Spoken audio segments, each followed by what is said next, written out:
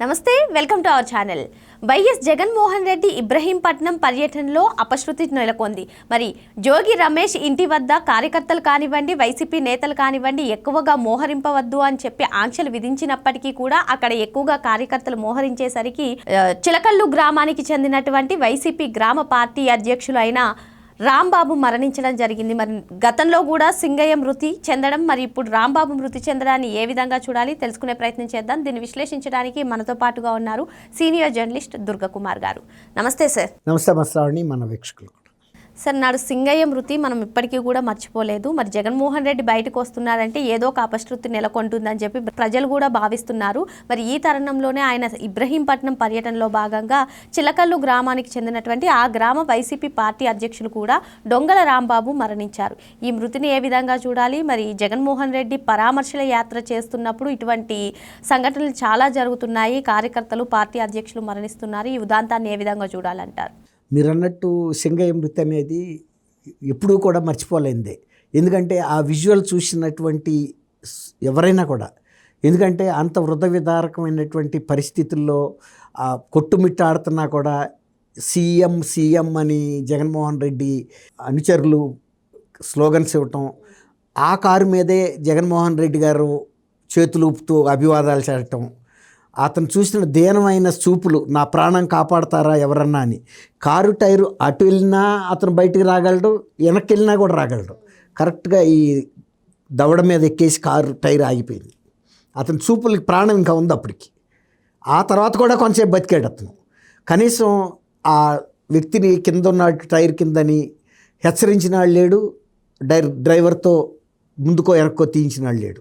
తర్వాత అతను కారు ముందుకు వెళ్ళిపోయిన తర్వాత ఎల్లబోతా కూడా మనిషిని బయటికి లాగి రోడ్డు పక్కన పడేసి వెళ్ళిపోయారు తప్ప కనీసం హాస్పిటల్లో కనుక ఇన్ టైంలో చేర్చుంటే కూడా ఏమైనా బతికేవాడు. అసలు ఆ పరిస్థితి కూడా లేదు. తర్వాత పోలీసులు చూసి ఎవరైనా కూడా తీసుకెళ్తారు కాబట్టి తీసుకెళ్తే అప్పుడు తెలిసింది ఏంటంటే విజువల్స్ ద్వారా బయటకు వచ్చింది ఇతను ఫలానా టైర్ కింద పడ్డాడు అని. అట్లాంటి సిచ్యువేషను ఇవాళ డొంగల రాంబాబు అంటే చిలకల్లు కృష్ణా జిల్లాలో జగ్గైపేట నియోజకవర్గంలో ఒక కీలకమైన గ్రామం. అది నేషనల్ హైవే మీద ఉంటుంది, విజయవాడ హైదరాబాద్ నేషనల్ హైవే. జగ్గైపేట అన్న ఒక 5 కిలోమీటర్ల లోపలికి ఉంటుంది, కానీ ఇది కరెక్ట్గా హైవే మీద ముఖద్వారం జగ్గైపేటకి. పెద్ద గ్రామం. ఆ గ్రామ అధ్యక్షుడు ఇతను. ఆయనేం పెద్ద వయసు ఏం కాదు, 47 ఏళ్ళు.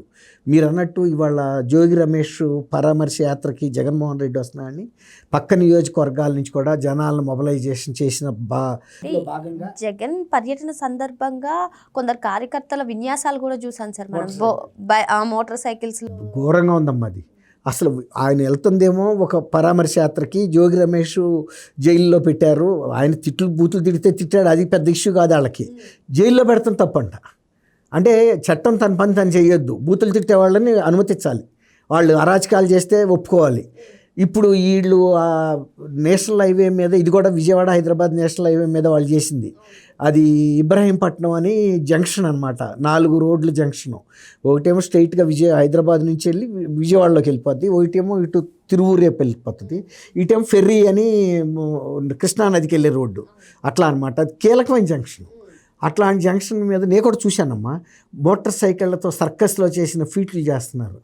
అంటే వాళ్ళకి ఏ సందర్భంలో ఏం చేయాలో కూడా తెలియదు. ఎటువంటి సిచ్యువేషన్, ఇటువంటి విన్యాసాలు ఓ పక్క, మరో పక్క చూసుకున్నట్లయితే జోగి రమేష్ ఇంటి వద్దకు ఎక్కువగా జనాలు అంటే కార్యకర్తలను మొబిలైజ్ చేయకూడదు అని చెప్పి పోలీసులు చెప్పారు. అనేక నియోజకవర్గాల నుంచి తీసుకొచ్చిన దాంట్లో వచ్చిన వ్యక్తే డొంగల రాంబాబు. 47 ఏళ్ళు ఆయనకి. ఆ పార్టీ గ్రామ అధ్యక్షుడు. ఆయనతో పాటు ఇంకా కొంతమందిని తీసుకొస్తాడు కదా ఆయన. అంటే వీళ్ళకి ఆదేశాలు ఇచ్చారు, మీరు ఎక్కువ జనాలు మొబిలైజ్ చేయాలి. అది ఒక పెద్ద దిగ్విజయ యాత్రలాగా. ఇదన్నా దిగ్విజయ యాత్ర. తర్వాత ఒకటి ఏంటంటే ఆయన ప్యాలెస్ నుంచి, తాడేపల్లి ప్యాలెస్ నుంచి వయా విజయవాడ వస్తానని ప్రోగ్రామ్ ఇస్తే పోలీసులు ఒప్పుకోలేదు. విజయవాడలో ట్రాఫిక్ కంట్రోల్ చేయటం కష్టం. తర్వాత ఈయన స్పీడ్గా వెళ్ళదు, అది స్లోగా. మొన్న 6 కిలోమీటర్లకి వెళ్ళటానికే 7 గంటలు పట్టింది. అట్లా అంటే గంటకి 1 కిలోమీటర్ కూడా వెళ్లకుండా వెళ్తే ఇవాళ దాదాపు 15 కిలోమీటర్లు ఉంటుంది. తాడేపల్లి నుంచి 20 కిలోమీటర్ల పైన, మరి 20 గంటలు పడుతుంది. అంతసేపు ట్రాఫిక్ ఎంత సఫర్ అవుతుంది. అందువల్ల ఏం చేశారంటే గొల్లపూడి వైపు వచ్చే ఒక బైపాస్లోంచి వెళ్ళమని చెప్పి పోలీసులు కూడా వెంటబడి తీసుకొచ్చారు. లేకపోతే ఆయన ఒప్పుకుని రాడు. ఎప్పుడైనా పోలీసులను ధిక్కరించాలి, అక్కడ గొడవ పెట్టుకోవాలి పోలీసులతో. ఇప్పుడు రాంబాబు గారికి నేర్పింది కూడా ఆ విద్య అదే. నువ్వు ఎక్కడైనా సరే పోలీసులతో గొడవలు పెట్టుకోవాలి, బూతులు తిట్టాలి. తిట్టి ఎక్కడ రాక వచ్చిందంటే చంద్రబాబు నాయుడు గారి తల్లిదండ్రులు తిట్టరాక వెళ్ళిపోయింది. అంటే వాళ్ళ సహనం నశించాలి, తెలుగుదేశం కార్యకర్తలు తిరగబడితే నువ్వు వాళ్ళ మీదకి ఎగబడటానికి ప్రయత్నించాడు. కానీ అంతమంది మీదకి వెళ్తే ఆయన ప్రాణానికి హాని జరగదా? ఆ రోజు పోలీసులు ఉండి అక్కడ కాదు అని కారులోకి ఎక్కించి పంపించిన తర్వాత మళ్ళీ ఇంటికి వచ్చిన తర్వాత నిజంగా భయం లేని వ్యక్తి అయితే బౌన్సర్లు తెచ్చుకోవాల్సిన అవసరం ఉంది అని తెలుసు, ఎవరో ఒకళ్ళు వస్తారని. మహిళలు వెళ్ళారు, ముందు వెళ్తే వాళ్ళని కొడితే వాళ్ళు ఏడ్చుకుంటా వెళ్ళి పార్టీ ఆఫీసులకు ఫోన్ చేస్తే అప్పుడు మిగిలిన వాళ్ళు వచ్చారు. ఇక అక్కడ ఘర్షణపూరిత వాతావరణం. అక్కడికి వెళ్ళేసి వాళ్ళు సవాళ్ళు ఇస్తుకోవటం ఇవన్నీ జరిగినాయి చూసాం. తర్వాత ఆయన్ని అక్కడి నుంచి తప్పించి తీసుకెళ్ళటానికి కూడా వజ్ర వాహనంలో తీసుకెళ్లాల్సి వచ్చింది. అంటే ప్రజలు ఎంత ఆగ్రహవేశాల్లో ఉన్నారు. అది దేనికి సంబంధించిన అంశం అసలు? యాక్చువల్గా ఈ లడ్డూ కుంభకోణానికి సంబంధించిన అంశం, అది భావోద్వేగాలకు సంబంధించింది. ఆ ఫ్లెక్సీ ఆడు పెట్టుకుంటే ఈయనకి వచ్చిన నష్టం ఏంటి? ఫ్లెక్సీలు అనేక మంది పెట్టుకుంటారు. ఆ ఫ్లెక్సీలు అన్నిటికీ నువ్వేమైనా కేర్ టేకర్వే? తీస్తారా లేదా? నేను గోరంట్ల వెంకటేశ్వర స్వామి దర్శనానికి తిరిగి వచ్చే లోపల తీయాలని హెచ్చరించి వెళ్ళాడు. దాంతో ఆ ఫ్లెక్సీ పెట్టిన వ్యక్తులు అందరూ గుమిగూడారు, ఏంటో చూద్దాము ఆయన ఎట్టా చించుతాడు అని. చించుతానికి దిగుతున్నాడు, దిగనవల్ల పోలీసులు, ఎందుకంటే పోలీసులకు అర్థమైంది అక్కడ సిచ్యువేషను. అంతకుముందు పోలీసుల మీదకి కూడా తిరగబడ్డ టైముల్లో పోలీసుల మీదకి చేతులు ఎత్తినా లేకపోతే బార్కేడ్లు ఇసిరినా కూడా వాళ్ళు ఏమి ఈయన మీద ప్రతిఘటన చేయలే. ఎందుకంటే ప్రతిఘటన చేస్తే ఈయన వయోధికుడు, ఏదైనా జరిగి అయితే వాళ్ళు ఇప్పుడు రాంబాబు పల్స్ డౌన్ అయి చనిపోయాడు. ఏ రాంబాబు? దొంగల రాంబాబు. 47 ఏళ్ళే, ఈయనకి 68 ఏళ్ళు. మరి పోలీసులు ఎంత సంయమనం పాటించారు? ఇలాంటి పరిస్థితి అదే సిచ్యువేషన్లో కనుక ఈ రాంబాబుకి జరుగుంటే హత్య చేసేవాళ్ళు అనేవాళ్ళు కదా. అతను సహజమైన పల్స్ డౌన్ అయిపోయింది. ఈయన ఈ ఆవేశంలో కనుక ఏదన్నా జరిగితే అని వాళ్ళు ఎంత జాగ్రత్తగా కారు డోర్ వేసేసి ఎమ్మడబడి తీసుకెళ్ళిపోతే మళ్ళీ ఇంటికి వెళ్ళి కూడా వీరంగం పెట్టుకుని ఈ సిచ్యువేషన్ తెచ్చాడు. అట్లాగే జోగి రమేష్ లోకేష్ గారి గురించి వాళ్ళు మాట్లాడాల్సిన అవసరం ఏముందండి? నువ్వు జైలుకి వెళ్ళావు, కల్తీ మద్యం విషయంలో వచ్చావు, బెయిల్ తెచ్చుకున్నావు, నీ మానాన్ని నువ్వు బతకొచ్చు కదా. ఇతరులని వ్యక్తిగతమైన దోషణ చేయటం ఏంటి? ఇప్పుడు నువ్వేమన్నా శుద్ధపోసు ఆయన బాడీ షేమింగ్ చేయటానికి ఆయన కూడా అంటున్నారు కదా నేపాలి అని. చూస్తున్నా, ఇప్పుడు మనుషుల్ని విమర్శించడం పెద్ద మాట కాదు, ప్రతి వ్యక్తిలోనూ ఏదో ఒక లోపం ఉంటుంది.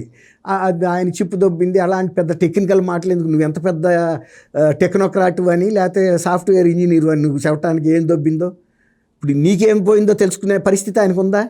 వాళ్ళు వెళ్ళి ఎక్కడున్నాడు? ఆయన జైల్లో ఉన్నాడు. తర్వాత నువ్వు నీ ఇంటి దగ్గర లేకుండా ఇన్ని మాటలు అన్న వ్యక్తివి ఇంటి దగ్గర ఉండి నీ ఇంటిని కాపాడుకోవాలి కదా. ఎవరినో పురమాయించాడు కార్యకర్తల్ని, ఒరే నా ఇల్లు కాపాడంటారా, నేను వెళ్ళి దాక్కుంటాను సేఫ్ జోన్లో అని, అంతే కదా. మరి వాళ్ళు నీ ఇంటి ముందుకు వచ్చి ధర్నా చేసి నిన్ను బయటికి రమ్మన్నప్పుడు వచ్చి క్షమాపణ చెబితే అక్కడ తేలిపోయింది. నువ్వు లేకుండా ఎవరినో ఉండి వాళ్ళతో రాళ్ళు వేయించి రప్పలేయిస్తే ఏం జరిగింది? ఇవాళ పరామర్శ యాత్ర పేరుతో ఈయన వచ్చేది ఒక విజయయాత్రలాగా వస్తున్నాడు. ఇదేనా విజయయాత్ర?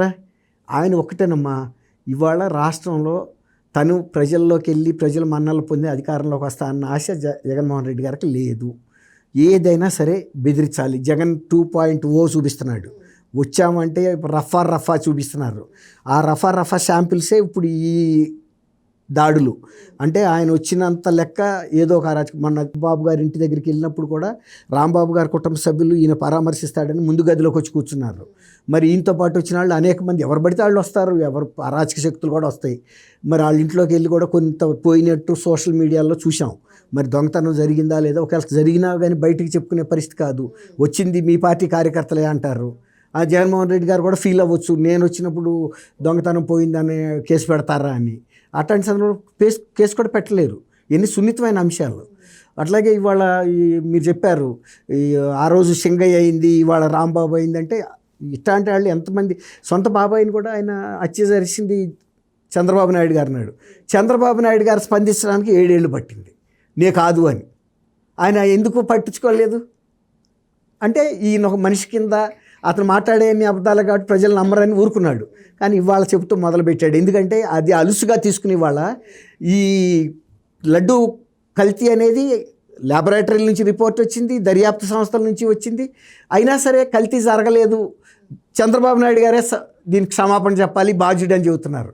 అందువల్ల ప్రజలతో ఏం చెబుతున్నాడు, ఇవాళ ఆయన ఈ రాష్ట్రాన్ని భ్రష్టు పట్టించడానికి జగన్మోహన్ రెడ్డి బృందం ప్రయత్నిస్తుంది, వాళ్ళ అనుచరులు మనందరం కూడా సమైక్యంగా ఉండి వాళ్ళు చెబుతున్న అబద్ధాలను అర్థం చేసుకోవాలి, వాళ్ళు చేసిన కుట్రలను అర్థం చేసుకోవాలి. ఆ రోజు కూడా నన్ను హత్య కేసులో నిందితుడిని చేశారు, నారావారి రక్త చరిత్ర అని, నాకు సంబంధం లేదని ఇప్పుడు చెబుతున్నాడు కదా. కాబట్టి ఎప్పటికీ అది అలుసుగా తీసుకుని ఇంత పెరిగాడు, ఇంతంతాయి ఒటుడింతాయి అన్నట్టు ఇవాళ ఒక పర్వతంలాగా తయారయ్యి ప్రతి జిల్లాలోనూ ఆదేశాలు ఇచ్చాడు. మీరు చంద్రబాబు నాయుడు గారిని, ప్రభుత్వాన్ని విమర్శించండి, టార్గెట్ చేయండి అని. ఇప్పుడు ఈయన కూడా మేల్కొని జరుగుతున్న కుట్రను ప్రజల ముందు పెట్టి మేము అందరం కూడా సహకారం చేసుకుని ముందుకెళ్తేనే రాష్ట్రం అభివృద్ధి చెందుతుంది, మీరు వివేకంతో మనందరం మెలగాలని పిలిపించాడు. అది ఒక సంతోషకరమైన మరో అంశంతో మళ్ళీ కలుద్దాం. Thank you sir. Thank you అమ్మ శ్రావణి, మన వీక్షకులకు.